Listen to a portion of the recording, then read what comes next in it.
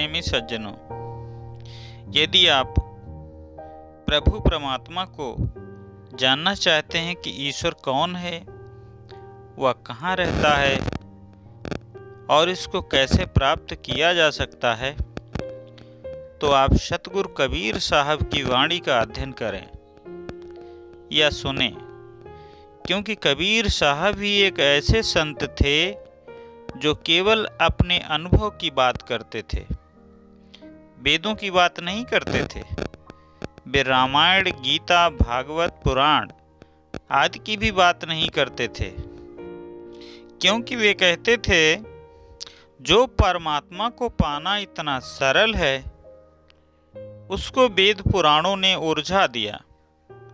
और इसीलिए कहते हैं, मेरा तेरा मनुआ कैसे एक होई रे।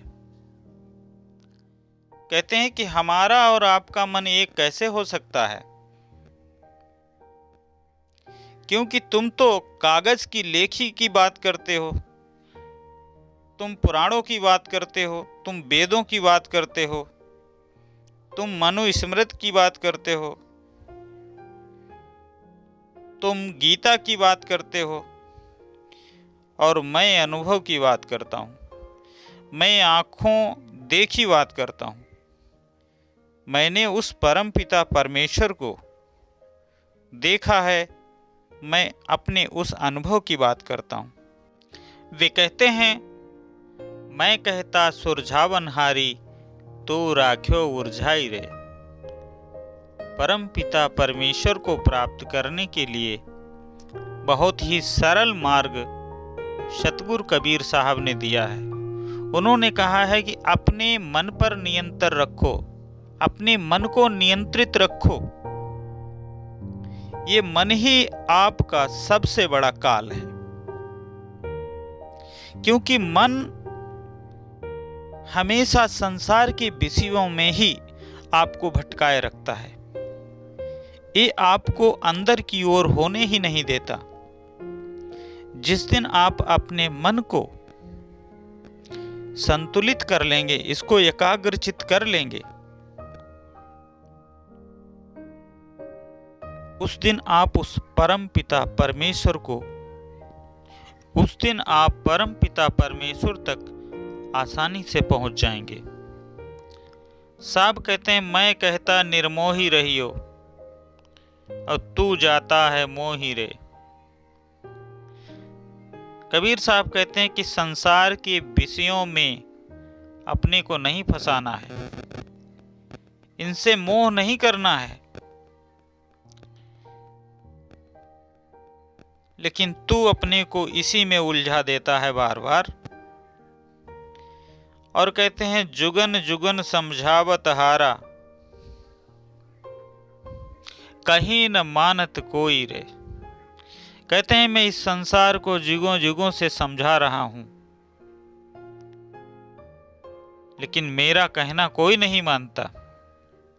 और आगे कहते हैं, तू तो रंडी फिरे भिहंडी, सबधन डारे खोई रे।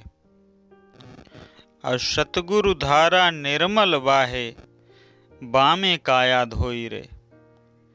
कहत कबीर सुनो भय साधु, तब ही वैसा होई रे। साहब अपने मन को रंडी की संज्ञा देते हैं और कहते हैं, तू तो रंडी फिरे भिहंडी, तू तो पूरी तरह से आवारा हो गया है। तूने इस सांसारिक विषयों में फंसकर परमात्मा रूपी धन को पूरी तरह खो दिया है। तूने मुझे पूरी तरीके से माया जाल में उलझा दिया है। और कहते हैं, इससे कौन निकाल सकता है तुमको? सतगुरु ही निर्मल और पवित्र जल की धारा हैं। जो कोई इस पानी से अपनी काया को धो लेगा, वही सतगुरु जैसा हो सकता है। और साहब अपनी रामायणी में कहते हैं, प्रथम चरण गुरु कीन विचारा, करता गावे सिरजनहारा। कर्म ही कह के जग बौराया, शक्ति भक्ति के बांधिन माया। कबीर साहब कहते हैं कि गुरु अर्थात ब्रह्मा ने सबसे पहले यह विचार किया कि इस जगत का सृजनकर्ता कौन है। उसको प्राप्त करने हेतु विविध प्रकार के यज्ञ, हवन, पूजन इत्यादि में यह विश्व बौरा अर्थात पागल हो गया। उस समय माया अर्थात शक्ति ने उन्हें भक्ति रूप बंधन में जकड़ लिया। अर्थात गुरु लोगों ने वेद रचना होने से पहले ही काल्पनिक विश्व रचयिता की प्रार्थना वंदना आरंभ कर दी तथा सांसारिक ऐश्वर्य को प्राप्त करने हेतु सभी लोग अंधविश्वास में पड़कर मदांध हो गए। शक्ति स्वरूपा माया ने सभी को घेर लिया तथा हिंसक इत्यादि कर्मों से प्रवृत्त होते चले गए। माया की आराधना ने अद्भुत प्रेम प्रकट किया तथा श्रद्धा एवं भक्ति में वृद्धि होती चली गई। और कहते हैं, अद्भुत रूप जाति की बानी, उपजी प्रीत रमैनी ठानी। गुड़ी अब गुड़ी अर्थ नहीं आया, बहुतक जने चीन नहीं पाया।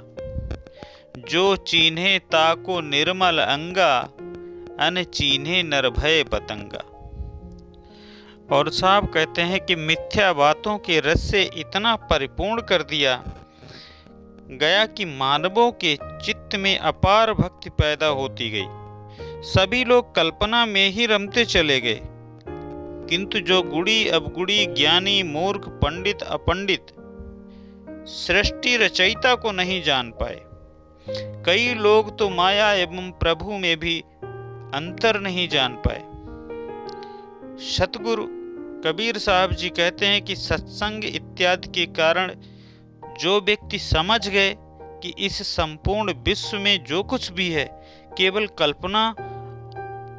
कल्पना है और जड़ व चेतन ही नित्य है, तो उन व्यक्तियों का मन छल कपट से दूर पूर्णतया निर्मल हो गया तथा उनका अंतःकरण भी स्वच्छ हो गया।